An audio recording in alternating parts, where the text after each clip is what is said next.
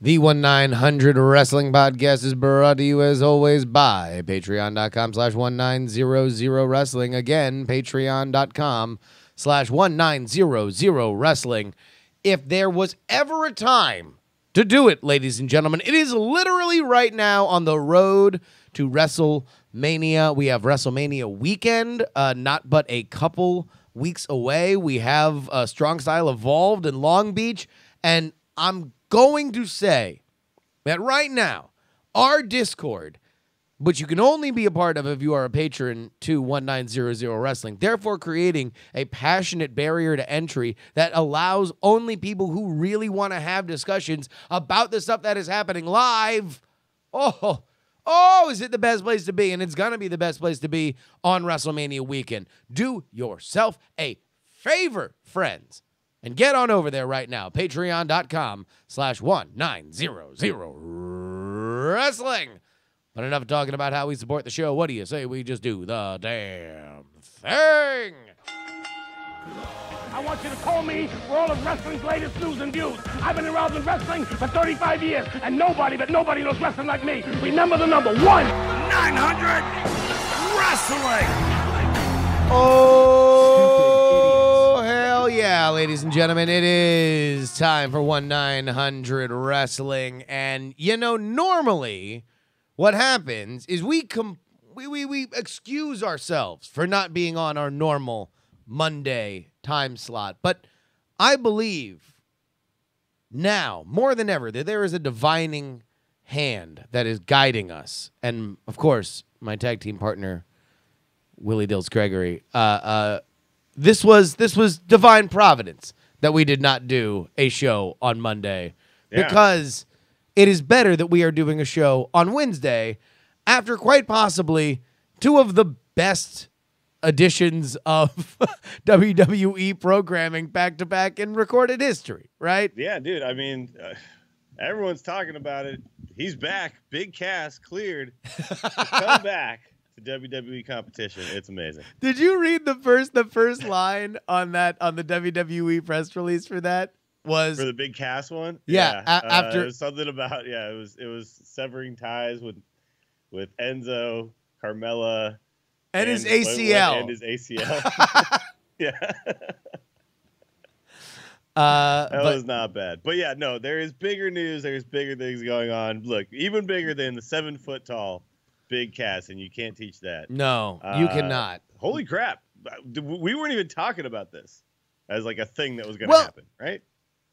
All right. So obviously we're going to start and spend a lot of our time with Dan-iel Bry-an. We will get into the Ultimate Deletion because I think that's the other side of it, is that we had the Ultimate Deletion delivered, against any and all possibilities of it being, us, I think, rightfully worried that WWE had watered down that character and he was just this like weird laugh gimmick. Like, no, we got every inch of bizarreness out of what we would want from something like the Ultimate Deletion. We'll get to that. But let's start with the story, the number one story. And we'll start here. Prior to yesterday, Willie, if you were to give a percentage on what percentage there would be that Dan-iel Bry-an would ever wrestle in the WWE again, what would you give it prior to yesterday? I mean, even with rumors that somehow he was going to be involved in the Kevin Owens, Sami Zayn, Shane McMahon thing, even though that was heavily teased, I was still like, I don't know, 10% that he would. I thought for sure that the story was going to be WWE never clears him. And then at a certain point, he just wants to wrestle so bad, he goes on and he goes back to Ring of Honor or goes to New Japan or something like that. And that's where, and I would have said like 90% that he wrestles again. Yeah. But in WWE, no, like super small, 10%. I mean, yeah. Certainly something that he has not been shy about, right? Saying that he was growing his hair out so he could do a hair versus hair match in CMLL. And he was very vocal about the idea that he was not just a guy. He was a wrestling asset that was either going to be used in WWE or he would make himself useful in another company because he felt that his health was in the right position. You know, that he had gotten enough clearances. So this storyline wise, he has remained relevant. He has an ongoing feud with The Miz, who's on another show right now. Which absolutely is like the next step. Like I think we'll see something at WrestleMania finishing off this whole Kevin Owens, Sami Zayn thing. But yeah, The Miz has got to be like lined up for next, right? Well, I mean, just look at what that roster is now. In the 2 years since he retired, WWE has spent a large part of that time trying to fill a Dan-iel Bry-an-sized hole. And they've brought in the Finn Balor's. They brought in the AJ Styles. They brought in all these guys that are designed to be high work rate, indie, smart, fan-friendly kinds of talents like Dan-iel Bry-an proved to be very successful for them. And now he gets to wrestle with all of them. He gets to wrestle with Samoa Joe. He gets to wrestle with, any and everybody else that comes out of the woodwork. People were already, if you look at, by the way, the thread on R Squared Circle is the #1 post of all time at this point now. The Dan-iel Bry-an return thread. The excitement is through the roof here. But yeah, I mean, like people were already listing off, Nakamura, which like a lot of people had talked about. That was one of the reasons maybe Nakamura even wanted to come to WWE in the first place. Yeah, was a match with Dan-iel Bry-an. You got AJ Styles, obviously.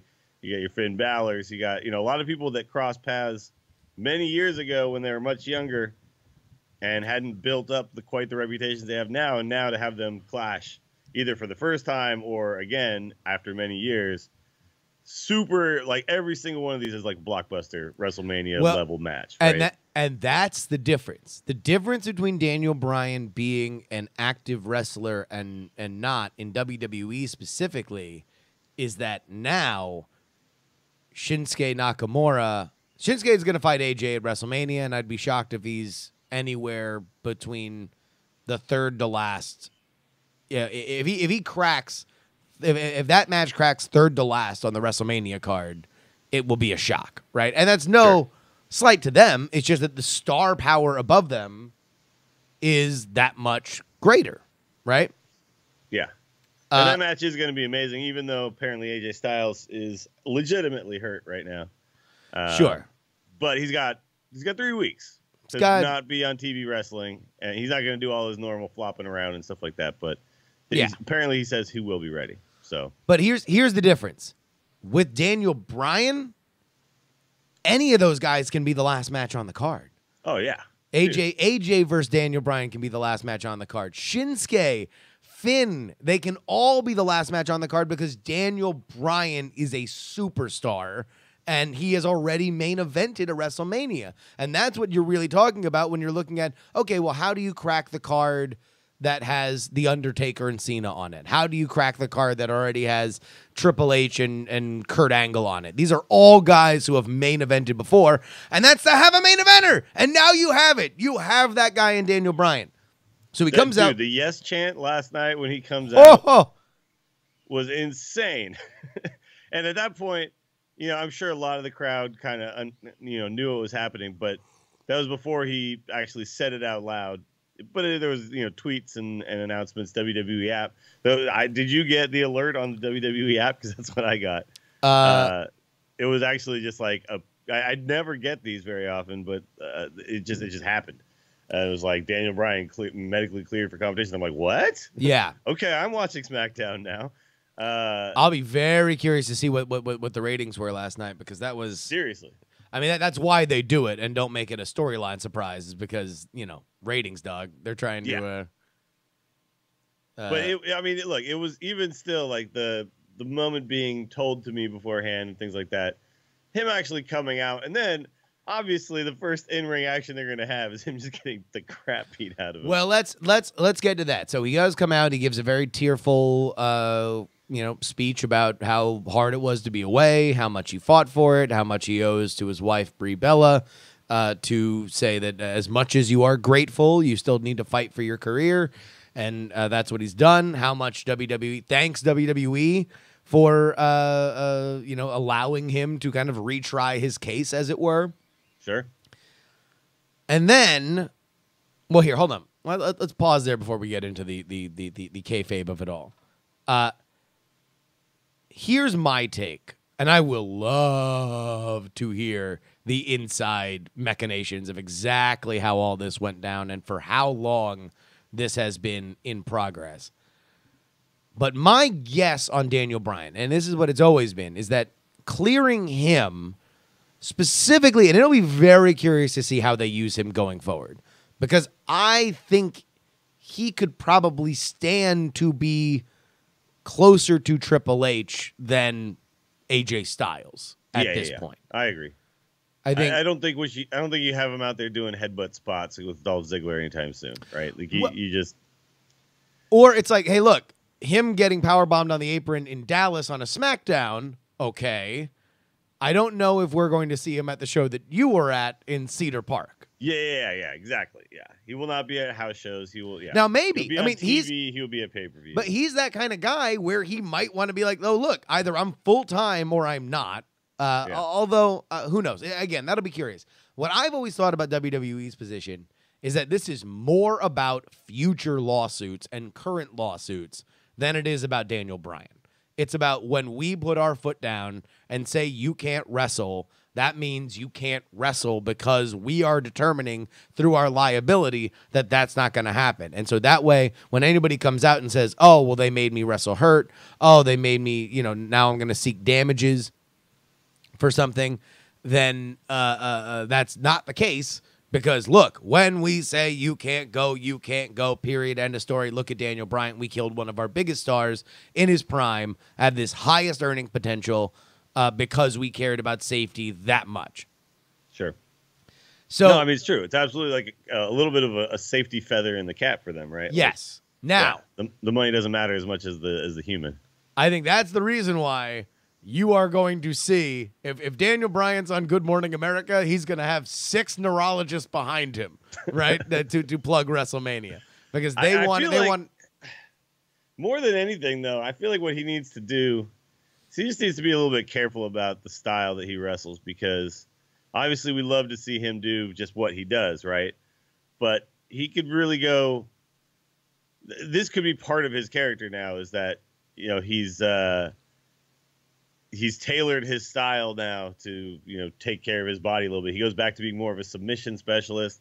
He does a lot, still a lot of the like energetic stuff and things like that, but not so much the back, like the super back bump he takes when he does his drop kicks off the top rope. You know what I'm talking about? Yeah. Where he just he landed flat on his back every single time he did that. And like that kind of stuff is jarring to the skull, no matter where you take the bump, even if it's on the back, right? So it's like that kind of stuff. Still with the suicide dive, still the yes kicks, still all that stuff, but tone it down on the leaping headbutts, tone it down on the drop kicks from the top rope. To be fair, things like that, I've always thought the diving headbutt's stupid. What's wrong with an elbow from up there? Yeah, I just always felt that there's better ways to inflict pain than a diving headbutt. Freaking head. So yeah, I'd like to see a little bit of that going on. But you're right, he might be the kind of guy who says, "No, man, I just want to be a wrestler again. Like that's what I wanted to do, right? And so let me do it." But he also, look, he worked for years in the Indies where his schedule was closer to what it would be if he decided to just be, on SmackDown each week and then on the pay-per-view, right? Rather than every freaking house show in between. So, well, and I think that's the question. People are like, oh, well, who's going to be the new GM? Who's going to be the new, well, I guess Shane's the GM and I guess he's the commissioner. But like, I wouldn't be shocked if he stays in that role, in that authority role, and maybe even rolls to Raw or something like that But I think that's a really good spot for him where you can dust him off. He's on television every week. He can get involved physically. You dust him off when you need him, but he's not just a guy unless you want to put a title run on him, right? Sure. Like, I think you will at some point. You know, I'll tell you what, that'll be a real question. But all right, here, let's get into the storyline. He comes out. Of course, this is in the wake of Shane McMahon being assaulted after resigning himself as a GM of SmackDown. He was assaulted by Kevin Owens and Sami Zayn backstage. The power bomb on the equipment in the back takes him to the hospital. He has some gobbledygook injuries, according to the update today or yesterday on the show. But Dan-iel Bry-an comes out and fires Kevin Owens and Sami Zayn, leaving them very angry and in need of physical retribution. The beatdown ensues, and I gotta say, I was not prepared for how little ring rust Dan-iel Bry-an had. Like, yeah, he was fast. He was so good. It was like seeing an old friend. I was like, oh, that's what you look like. I forgot that's what you looked like. You're amazing.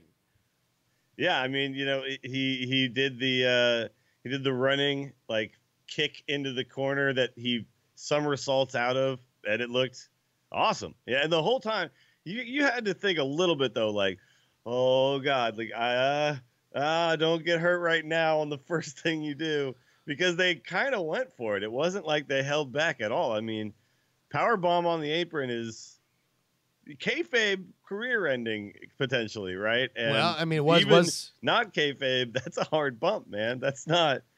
You can't really fake how hard that spot of the ring is, right there. It is indeed the hardest part of the ring, as we all know.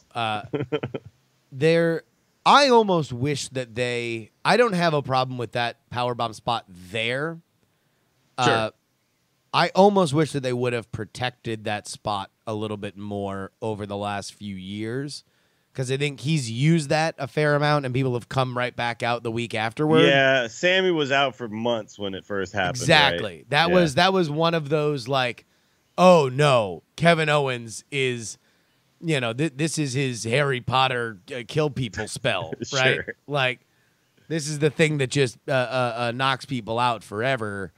And I think that that's what you should be feeling when on Dan-iel Bry-an's big homecoming, when everybody is thrilled, they instantly microwave the reason why he's going to be in a WrestleMania match by, you know, having these two hooligans try to end his career. Yeah, this also makes a lot of sense if you think about it as a way to kind of protect him until WrestleMania, right?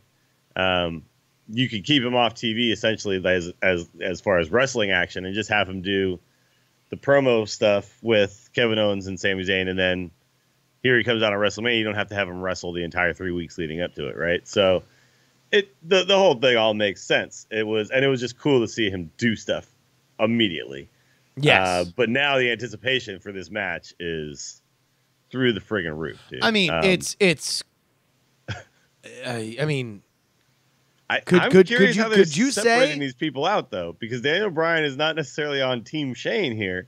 So, but I think this is so. What I initially thought they were going for was a four corners match, because the match for WrestleMania was Kevin versus Sammy, and so then you could just add Dan-iel Bry-an, you can add Shane, right? And now Shane and Daniel get to fight with each other, and everybody gets their spots, yada yada yada.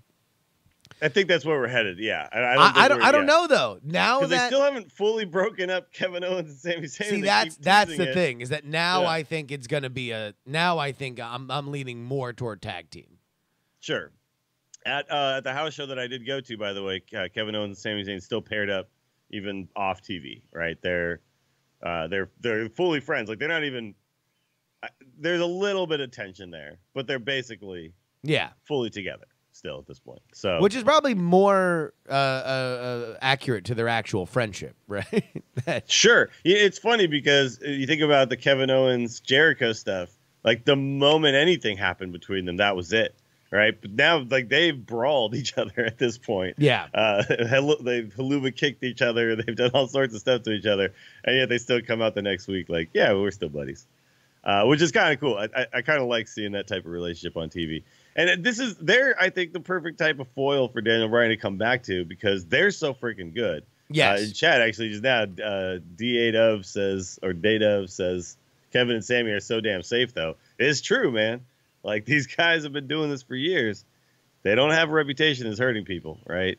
Non-kayfabe, anyway. Kevin Owens definitely hurts people. Yeah. According to the storylines. But, like, yeah, these are the right guys to work with right now when you're first coming off, right? Like, you don't want to be in there with someone like, I don't know, Baron Corbin, who's still pretty green or something like that. You want to be in there with old pros. Also, they're the first of the dream matches that we really would want to see. I mean, look, Kevin Owens wasn't even in WWE at the time that Daniel Bryan won at WrestleMania 30. I think that, were they in... I think Sami Zayn was in NXT, but he was Sammy still might the have beginning been of his in... run. Sammy... Was Sammy in that Intercontinental ladder match? Or was that the next year? No. I don't think so. When Daniel Bryan won in the San Francisco WrestleMania. Yeah, which was the year after, right? That was the year after, and that was his last big title win. Yeah. In that ladder match. But I don't think... No, because you want to know what? That was the first NXT live show that they did at WrestleMania, pre-takeovers on the road. And I was at that show. Kevin Owens came out as the champion, and Sami Zayn talked some jive to him. Yeah, because that was 31, right? That you're talking in San Francisco? 31, yeah. Yeah, because it was New Orleans. The last time they're in New Orleans was Daniel Bryan. Right? Yeah, was WrestleMania 30. So that's who was in that 31? Right who was in that 31 Intercontinental ladder match? 'Cause I know that I remember Dean Ambrose for sure. Dean Ambrose went through the ladder. He took the ladder, the crazy ladder on spot. the outside. I know that Luke Harper was in it. I know that Stardust was in it. Yeah, there was that was a good ass match, by the way. It was good. Let's see. So R-Truth, Luke Harper, Stardust, Dolph Ziggler, Dean Ambrose, Bad News Barrett, and Daniel Bryan. Wow. So either of those guys were on the main roster at the time that he had his final big win. We've never seen him wrestle them in WWE. This is a dream match, ladies and gentlemen. It really is. It really is. This is going to be amazing. By the way, this is the most loaded WrestleMania card I can remember in paying back attention to wrestling. I mean, this is top to bottom an insane card. Just bonkers, bananas. Everybody's where you want them to be. Yeah, it's gonna be pretty. It's gonna be pretty epic this year. By the way, we haven't talked about plans for WrestleMania. We have to figure out some sort of co-stream thing here. We will. Yeah, we'll have some kind of announcement in the forthcoming future. I hope at the very least to basically just I've alerted my wife that I'm literally just quarantining off the apartment for wrestling nerds. This is going to be WrestleZone Central now. I'm just going to buy everything. It'll be cheaper than going to New Orleans. So it's like I'm literally just going to get the Ring of Honor streaming service. I mean, a lot of the stuff is going to be free on Twitch. We'll be watching there. It's going to be amazing. There will be much wrestling streamed, and then of course WrestleMania will be just insane. All right, so Daniel Bryan, any other final Daniel Bryan thoughts before we move on to the other big news of the week? To be honest, it's there's 11 matches right now on the card at WrestleMania, and that's before they've even put in the Kevin Owens Sammy stuff. I'm thinking now if Daniel Bryan's involved, basically this shoots up the card. Right, this is now. I mean, but where do you put it? It can't be. I don't know. Oh no! You do. You know exactly where to put it. That's the first match of the card. Okay, sure. That's if you how want you to start it out with a bang. Absolutely. Yeah. You start with Daniel Bryan's theme music. Okay. WrestleMania opens with Daniel Bryan theme music. Yeah, I mean, because Sure. it's a match without a title, but it's got gigantic heat. And remember, that's how they opened WrestleMania last year. Wait, did they open with Jericho or with Shane and AJ? Well, pre-show. Well, pre-show. Yeah, I think it was Jericho. Well, right? yeah. No. Actually, Pre-show. no, it was Shane and AJ, wasn't it? Pre-show was Cruiserweight, the Andre Battle Royal, and Dean Ambrose and Baron Corbin, I believe. That's right. Yeah, Dean Ambrose was on the pre-show with the Intercontinental title at the time too, which was weird. Let's see. Pre-show. AJ Styles. Yep. AJ Styles was the opening theme. Was the opener. Right. So that was the Shane match. The Shane match, yeah. A good match to open with, specifically if it's a returning Dan-iel Bry-an. Oh, my God. What a revelation, ladies and gentlemen. But speaking of revelations and premonitions, how about the ultimate deletion? Have you fully grokked the fact that we saw what we saw on WWE television? So I didn't watch it live, and I didn't watch the full edit. I watched kind of a truncated version of it, right? Because basically I was just trying to catch up on all the wrestling that was going on at the time. Sure. Understood. Because that Monday, when that happened, I was at a house show in Cedar Park. You were out the SmackDown. Yeah, it was like the SmackDown roster. They're calling it Road to WrestleMania. It was a fantastic show. Highly recommend anybody if that is coming to your town. We got tickets for like $30. Then we ended up just never even going to our seats. We just sat. Me and Trey just sat at the top area of the HEB Center, where there's like one real bar in the HEB Center, and it was right behind where we were sitting, and like there's just these seats that aren't sold, and they're just kind of there. And so we just hung out there the whole time, and great vantage point, awesome card, like, you know, amazing show put together. And I was texting you a bunch of stuff the whole time. Oh yeah, amazing. If people think that indie wrestlers don't want to come and get lost in the mid card, it's like they don't understand what they're doing the rest of the time. All right, so explain your revelation there. Well, so we were just watching, like, you know, the freaking one of the Colognes comes out, right? He's been a million different characters, right? Since they were the Colognes, Los Matadores, the Shining Stars. And then there was timeshare salesman for Puerto Rico, right? It's, you know, and people are like, oh, but these guys are really good. And here's the thing: he's wrestling in front of, I mean, there was, I don't know, 8,000 to 10,000 people there, something like that. I mean, it was a good crowd on a Monday night in Cedar Park, and they're putting on, you know, a 6-man tag match, and they're getting big pops, and they're having fun, and they're doing good matches, and they're probably getting paid very well to do it.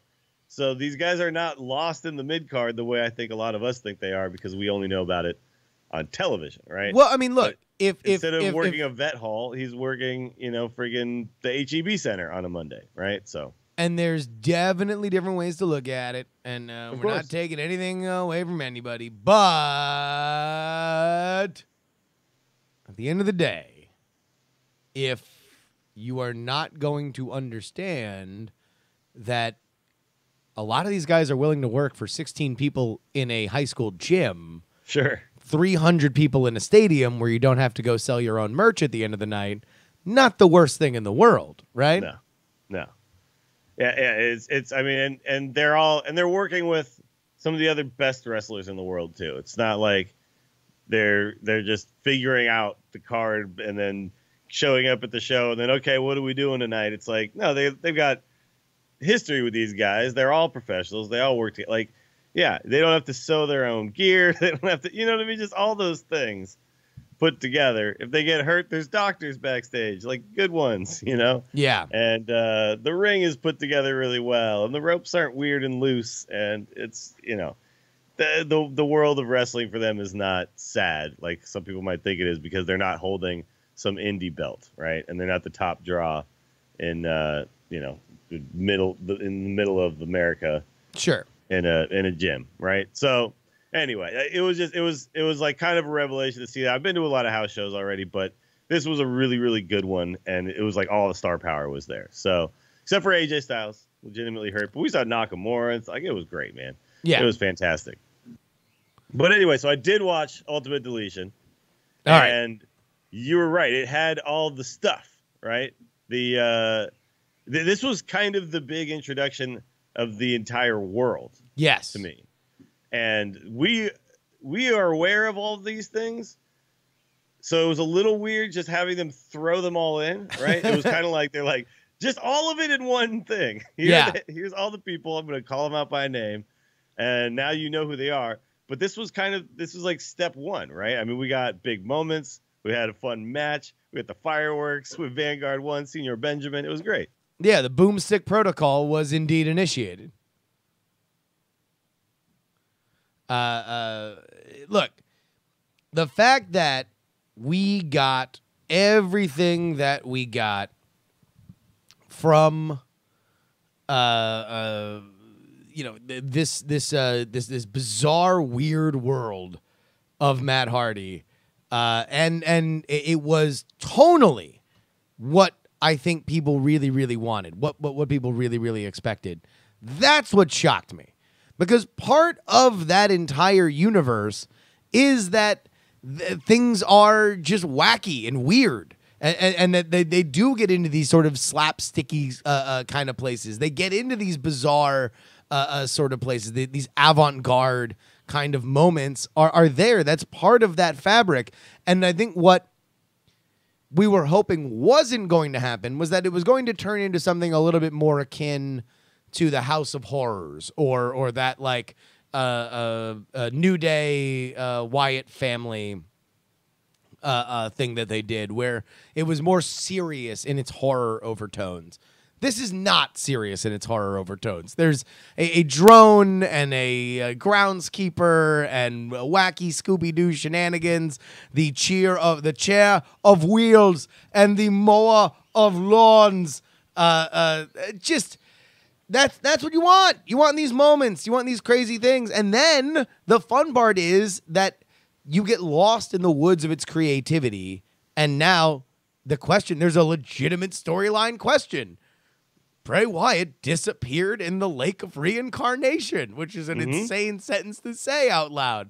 But like, what does that mean? Now we don't know. It gives you legitimate storyline questions that we have yet to answer.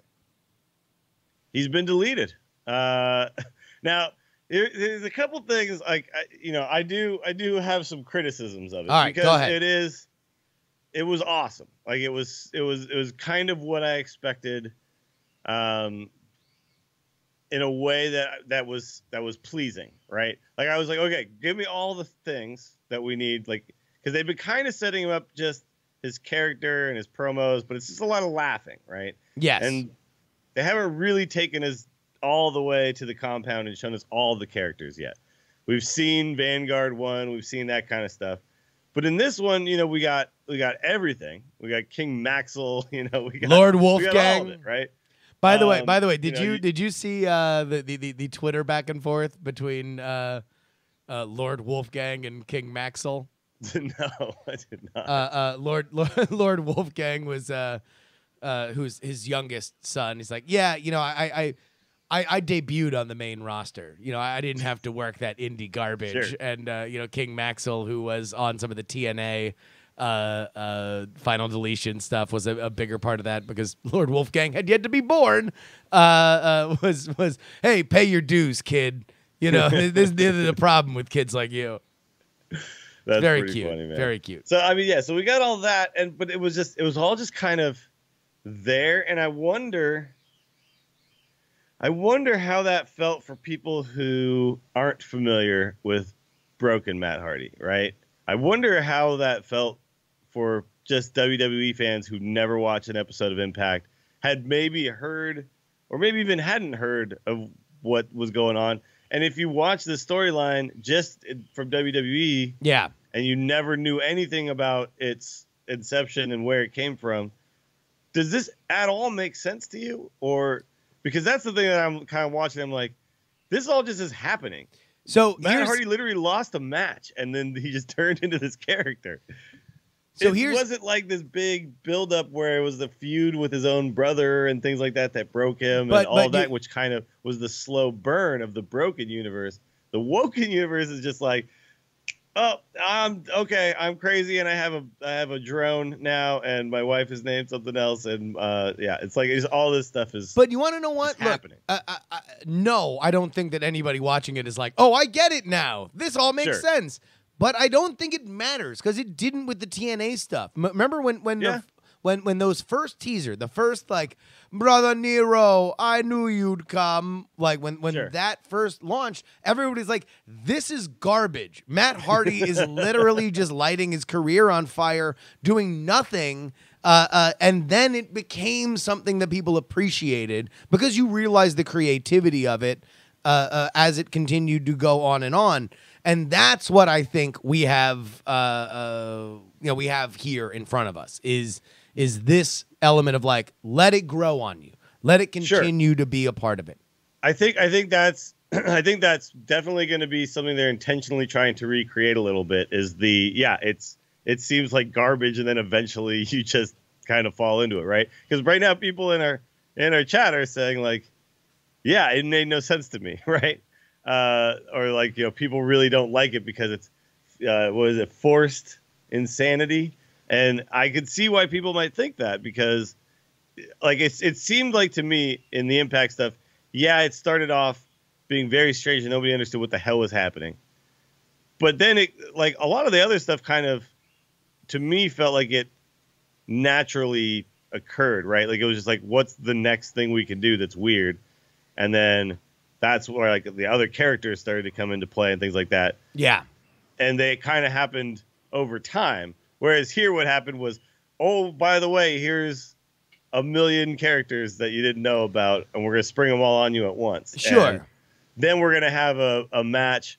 There's a ref here at my compound. I don't know why, but he's here. Oh, he was the week before he was dispatched by Kurt Angle, and he was not pleased about it. So we knew why the ref was there. All right.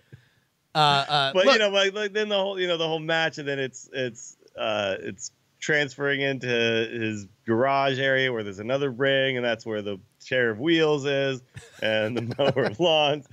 Like all that stuff. It is hilarious, but yeah, I could see people just being like, I don't get it. But I think what's going to have to happen is they're going to have to keep doing this. Like they can't let up. They can't let off the gas. Yeah, because this is what I hope WWE doesn't do, is give up on it because a few people complain. Nailed it. The question isn't, did you get it? The question is, do you want more?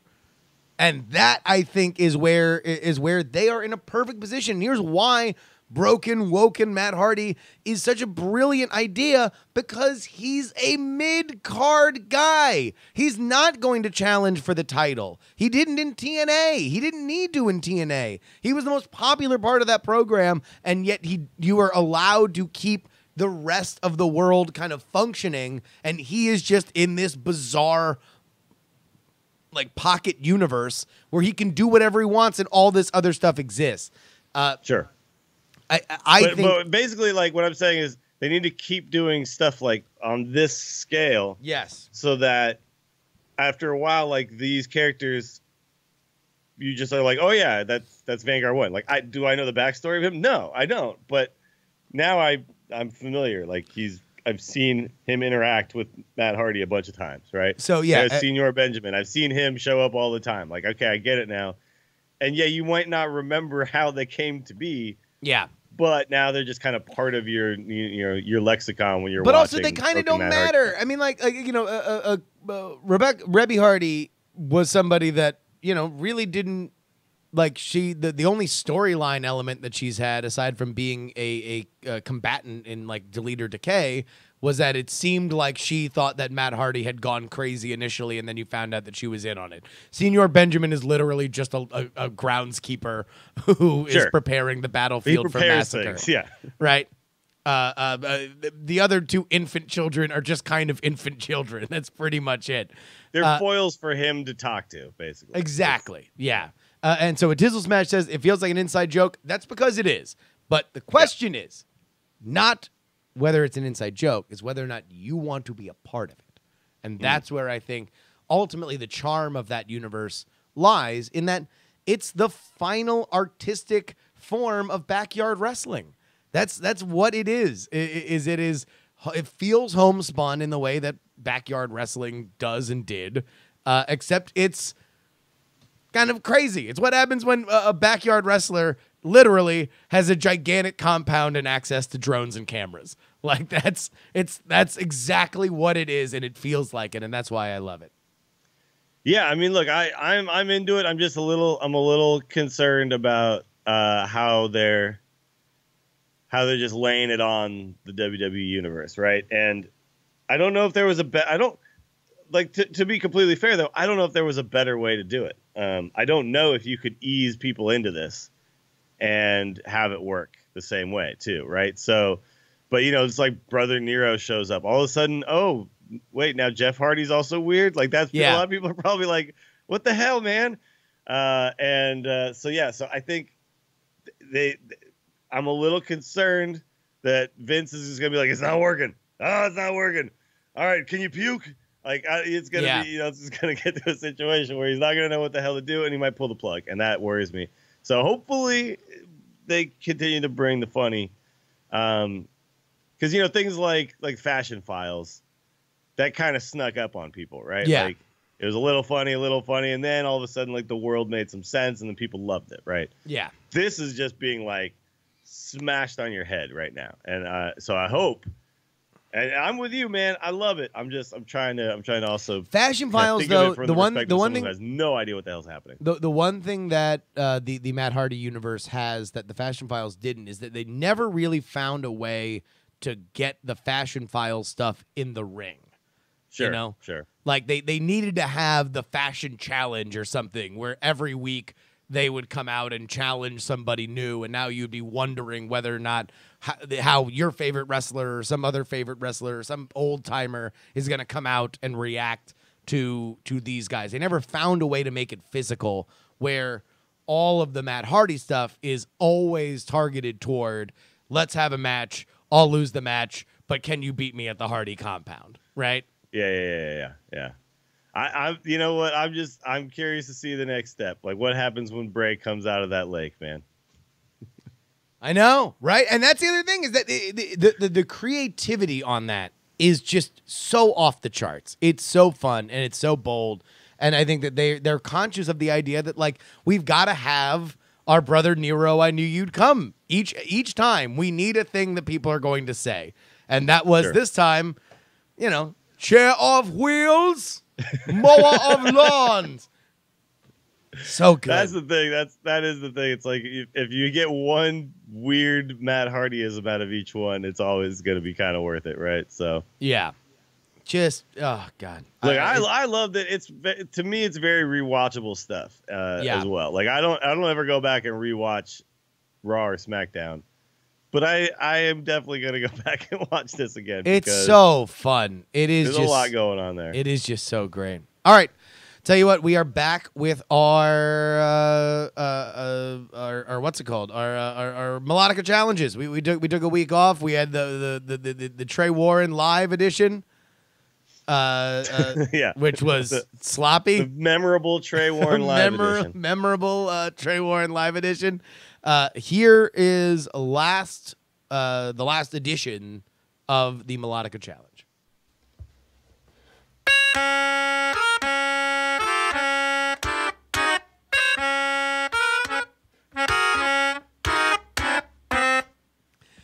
You want to know, I'm glad that we played this, because lost in the shuffle of all the other stuff that's going on in the WWE right now, I'm totally in on Roman versus Brock. I think that they're building that really good. I'm excited to see the match, and I think that they are credibly getting Roman over with the crowd. I've very much enjoyed it.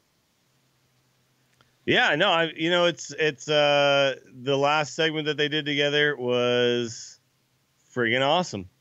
Although I will say this, I'm not sure how much I like Roman just elbowing U.S. Marshals in the head. Yeah. They could have done with just security guards on that one, I think. But I think they wanted him to be handcuffed and everything, so they went with the U.S. Marshal angle. But I was like, whoa, dude, what? Yeah, it's funny. Whenever I see those kinds of segments, I always make sure to take an extra hard look at everybody that's in those U.S. Marshal outfits, just to be like, they're all up and coming wrestlers. Yeah, I wonder if I'm going to see them on Lucha Underground next season. Yeah, I wonder if they're going to be in TNA. Yeah, it was. But dude, it was super fun segment watching Brock just German suplex the hell out of Roman. The crowd freaking loved it. Then of course the comeback 5 times in a row to keep getting him. Yeah, no, it was. They'd been kind of separated for so long that when they finally got together, it had to be amazing, right? And it friggin' was. So I'm all in on it. I'm not crapping on that match. The internet can do that. I can't wait for it, man. All right, here is this week's Melodica Challenge.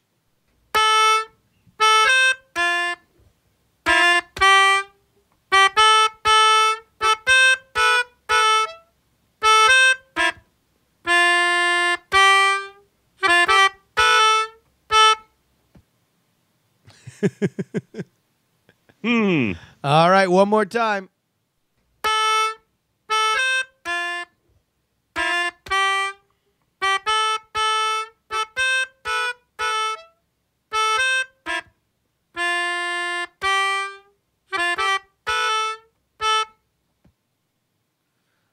Well, folks, if you think you know, you can go ahead and hit us up on Twitter at Willie Dills and at Justin R. Young. Willie, what do you got going on this week? Lots and lots of golf, actually. Apparently, there's a professional golf event coming this way, so I'll be going to that on Friday, and then I'll be playing on Thursday and on Saturday. So a lot of that, and then I'm going to try to fit in a bunch of streaming in between. So come check me out on twitch.tv/Willie Dills.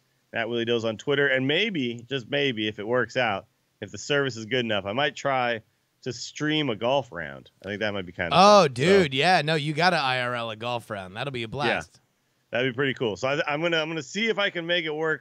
It depends on what my service is like at the friggin' golf course that's right by my house. Like, Man, I'll tell you what, you great, should. But it might be good enough. You should totally do that, and you should do that for mediocre golf association stuff. That would be really, really smart. Yeah. No, I mean, there's the conversations had on a golf course need to be shared. Yes. All right. You can find me right here on twitch.tv/Justin R. Young. Plans are in the works, and by the way, Willie, we have been. The tentative goal was to try and do Wrestle Kingdom at the end of the year, but there might be an event. There might be an event that we could deviate a little bit of our Wrestle Fun to. Have you heard the rumors of another New Japan event aside from Strong Style Evolved this weekend? Mm-hmm. You have heard these rumors? Not. I've heard grumblings that they're going to be here again, and they're going to be in America. And in fact, the rumblings that are rumbling about are that they might be at the Cow Palace. Wow! And if New Japan Pro Wrestling is at the Cow Palace in your hometown of San Francisco, adjacent to my current place of residence in Oakland, California, and all it took was to get Willie Dills a plane ticket and a ticket to the event out here, and I could do it for free or just have the money on the tickets. Oh, boy, that one would be hard to turn down. So we'll keep an eye on that. But until next time.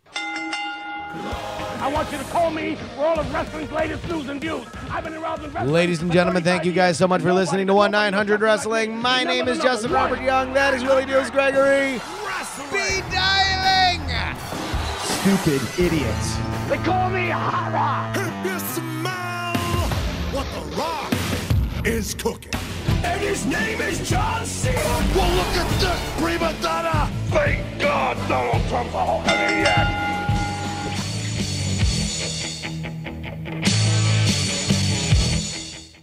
Diamond Club hopes you have enjoyed this program. Boom.